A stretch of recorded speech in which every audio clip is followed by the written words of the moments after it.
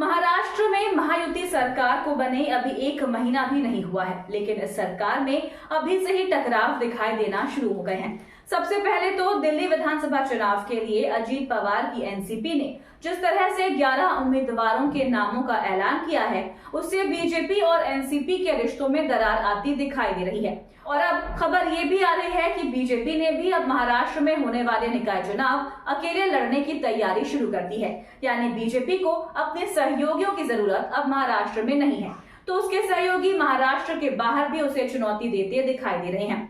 तो अब फडणवीस सरकार में शामिल अजीत पवार के बेहद करीबी माने जाने वाले मंत्री से इस्तीफा देने की तैयारी भी शुरू हो गई है, जिसके बाद अजीत पवार की नाराजगी की खबरें भी सामने आ रही हैं। एकनाथ शिंदे तो पहले से ही नाराज चल रहे हैं और अब अजीत पवार के नाराज होने की खबरें भी सामने आ रही हैं। तो आज हम महाराष्ट्र में महायुति सरकार में चल रहे टकराव को लेकर ही करेंगे बात। नमस्कार, आपके साथ मैं देवोश्री भट्टाचार्य गोस्वामी। महाराष्ट्र में महायुति सरकार में टकराव के हालात हैं। सरकार को बने हुए अभी एक महीना भी पूरा नहीं हुआ है कि गठबंधन सहयोगी नाराज हो गए हैं।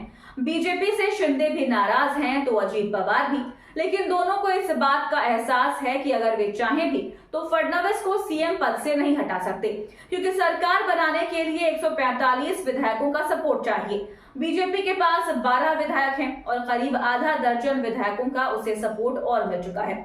यानी 6-7 विधायकों की ही जरूरत बीजेपी को होगी और जरूरत पड़ती है तो बीजेपी महाराष्ट्र में कभी भी ऑपरेशन लोटस लॉन्च कर इस कमी को पूरा कर लेगी। ऐसे में शिंदे और अजीत पवार दोनों के पास बहुत ज्यादा करने को नहीं है और इसी का फायदा बीजेपी उठाने की कोशिश कर रही है। टकराव की शुरुआत हुई बीड़ जिले में एक सरपंच की जान लेने के मामले को लेकर। इस मामले में एनसीपी विधायक और फडणवीस सरकार में मंत्री धनंजय मुंडे के करीबी पर आरोप लगे, जिसके बाद विपक्षी दलों ने कानून व्यवस्था के मुद्दे पर फडणवीस को घेर लिया।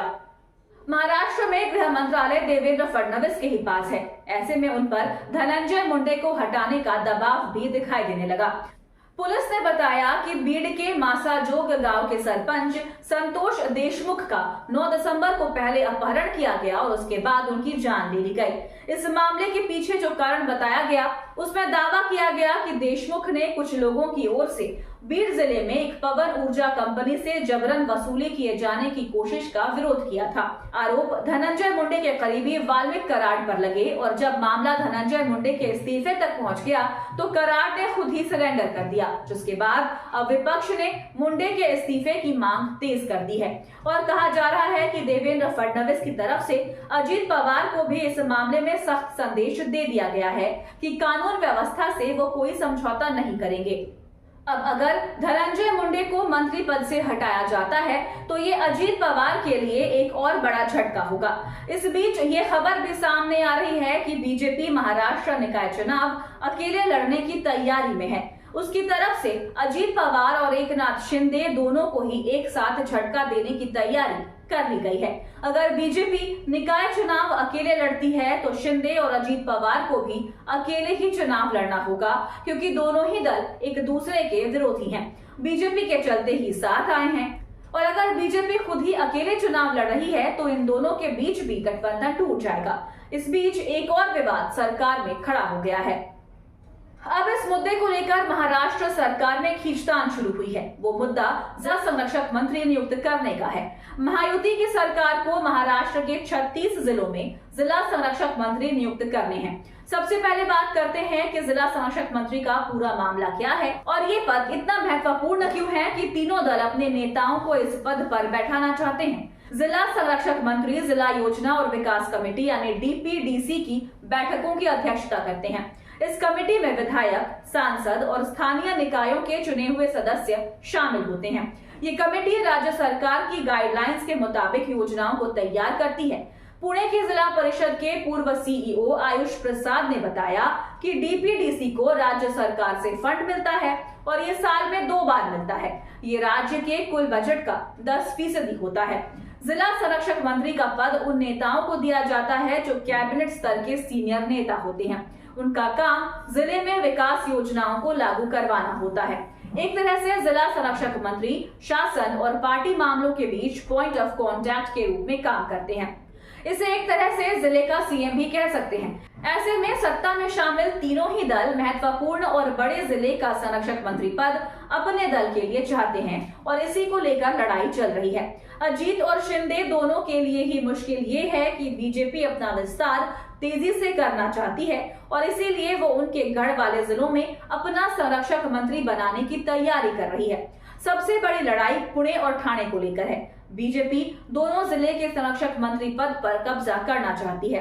पुणे पर एनसीपी दावेदारी छोड़ने को तैयार नहीं है। पुणे में आने वाले बारामती निर्वाचन क्षेत्र से एनसीपी प्रमुख और उप मुख्यमंत्री अजीत पवार चुनाव जीते हैं। वो पिछले 20 साल से जिला संरक्षक मंत्री के पद पर हैं और इस पद को अपने पास बरकरार रखना चाहते हैं।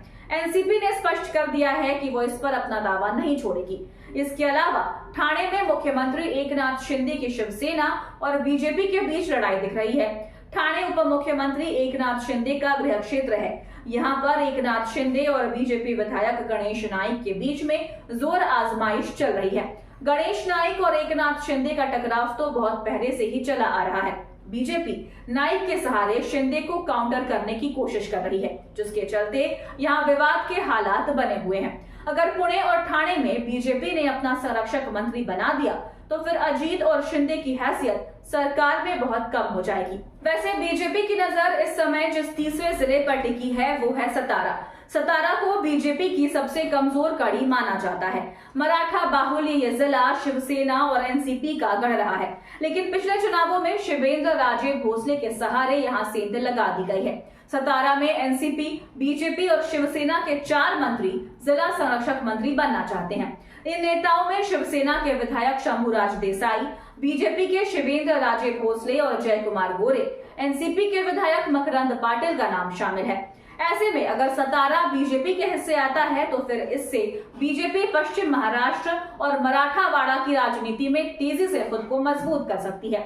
इसके अलावा और भी कई जिले हैं जहां संरक्षक मंत्री पद को लेकर टकराव चल रहा है और दावा किया जा रहा है कि इस टकराव के कारण आने वाले समय में महायुति गठबंधन में दरार और चौड़ी हो सकती है।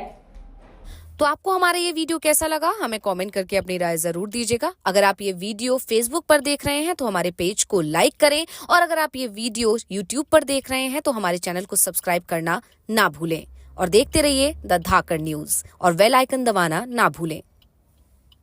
तो आपको हमारा ये वीडियो कैसा लगा, हमें कमेंट करके अपनी राय जरूर दीजिएगा। अगर आप ये वीडियो फेसबुक पर देख रहे हैं तो हमारे पेज को लाइक करें और अगर आप ये वीडियो यूट्यूब पर देख रहे हैं तो हमारे चैनल को सब्सक्राइब करना ना भूलें और देखते रहिए द धाकड़ न्यूज और बेल आइकन दबाना ना भूलें।